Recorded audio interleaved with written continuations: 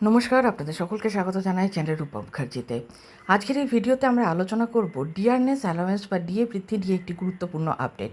কেন্দ্রীয় সরকারের ডিএ বৃদ্ধির ঘোষণার পর পশ্চিমবঙ্গে কী পদক্ষেপ নেওয়া হচ্ছে, নবান্নে কী আলোচনা চলছে এবং রাজ্য সরকারি কর্মীদের ওপর এর প্রভাব কী হতে পারে, সব কিছু বিস্তারিতভাবে তুলে ধরা হবে।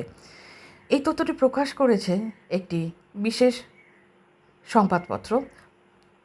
সেই সংবাদপত্র অনুযায়ী কেন্দ্রের ডিএ বৃদ্ধির পর রাজ্য প্রশাসনও বিষয়টি নিয়ে সক্রিয় হয়েছে এবং নবান্নে প্রাথমিক পদক্ষেপ শুরু হয়েছে।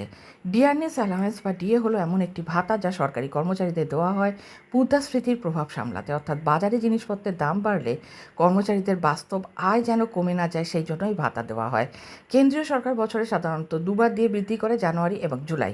সম্প্রতি কেন্দ্র সরকার 4% ডিএ বৃদ্ধির ঘোষণা করেছে, মাফ করবেন 2% ডিএ বৃদ্ধির ঘোষণা করেছে। এর ফলে কেন্দ্রীয় কর্মচারীদের ডিএ বৃদ্ধি নতুন হারে পৌঁছেছে।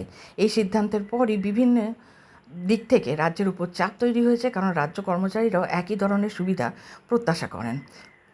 কেন্দ্রের এই ঘোষণার পর পশ্চিমবঙ্গ সরকারও বিষয়টি গুরুত্ব দিয়ে দেখছেন।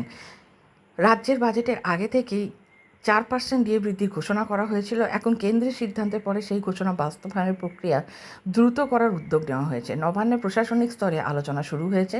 এখানে লক্ষণীয় বিষয় হলো রাজ্য সরকার সরাসরি কেন্দ্রের সঙ্গে ডিএ সমতা রাখে না, কিন্তু কেন্দ্রের সিদ্ধান্ত রাজ্যের উপর চাপ সৃষ্টি করে।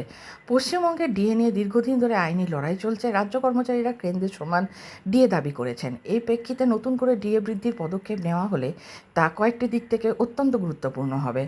কেননা এর ফলে কর্মচারীদের আর্থিক সুবিধা বাড়বে, আইনি চাপ কিছুটা কমতে পারে এবং প্রশাসনিকভাবে সরকারের অবস্থান পরিষ্কার হবে। যদি 4% ডিএ কার্যকর হয় তাহলে বেসিক স্যালারির ওপর ভিত্তি করে ডিএ বাড়বে, মোটা মাসিক বেতন কিছুটা বৃদ্ধি পাবে, তবে কেন্দ্রের সঙ্গে এখনও সম্পূর্ণ সমতা আসবে না। এই পুরো ঘটনার মধ্যে 3টি গুরুত্বপূর্ণ বিষয় রয়েছে। এক, কেন্দ্রের সিদ্ধান্ত ট্রিগার হিসাবে কাজ করেছে। কেন্দ্র ডিএ বাড়ানোর পর রাজ্য সক্রিয় হয়েছে। বাজেট ঘোষণা বাস্তবায়ন এখন ফোকাসে। আগে বাজেট ঘোষণা থাকলেও তা কার্যকর করার চাপ বেড়েছে। কর্মচারীদের প্রত্যাশা বৃদ্ধি পাচ্ছে। রাজ্যের কর্মীরা কেন্দ্রের সমান সুবিধা চাইছেন। সংক্ষেপে বলা যায়, কেন্দ্রীয় সরকারের ডিএ বৃদ্ধি পশ্চিমবঙ্গের প্রশাসনিক সিদ্ধান্তকে প্রভাবিত করেছে। রাজ্যে ইতিমধ্যেই 4% ডিএ বৃদ্ধির ঘোষণা করেছে। এখন সেই ঘোষণার বাস্তবায়নের জন্য নবান্নের প্রক্রিয়া শুরু হয়েছে। আগামী দিনে এই বিষয়ে আরও স্পষ্ট ঘোষণা আসতে পারে, যা সরাসরি প্রভাব ফেলবে রাজ্যের কর্মচারীদের ওপর। আপনার কি মতামত অবশ্যই কমেন্টসের মাধ্যমে জানাবেন। দেখা হচ্ছে পরের ভিডিওতে। ভালো থাকবেন। ধন্যবাদ। নমস্কার।